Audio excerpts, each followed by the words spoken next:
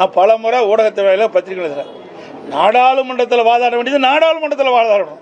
அதுக்கு தானே தமிழ்நாட்டில் திராவிட முன்னேற்ற கழகம் மற்றும் கூட்டணி கட்சியை சேர்ந்தவர்கள் 39 நாடாளுமன்றத்தில் இருக்கிறாங்க. ஆக நாடாளுமன்றத்தில் இதை பிரச்சனை எழுப்ப வேணும். மாநில அரசுக்கு சில நிதி பிரச்சனை ஏற்படுது என்று நாடாளுமன்றத்தில் தெரிவிக்க வேணும்.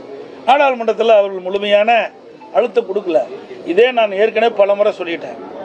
அனைத்து இந்திய அண்ணா திராவிட முன்னேற்ற கழகம் பாரதிய ஜனதா கூட்டணியில் அங்கம் வைக்கின்ற பொழுது காவிரி நதிநீர் பிரச்சனை உச்ச நீதிமன்றத்தில் தீர்ப்பளிக்கப்பட்டது. அந்த தீர்ப்பை அமுல்படுத்த காலதாமதம் செய்தது மத்திய அரசு.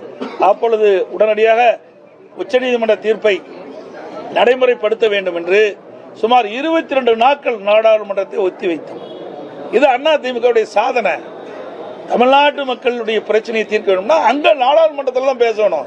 சும்மா வெற்றி அறிக்கை விட்டுட்டு மலுப்பினால பதில் கொடுத்து மக்களை ஏமாற்றக்கூடாது.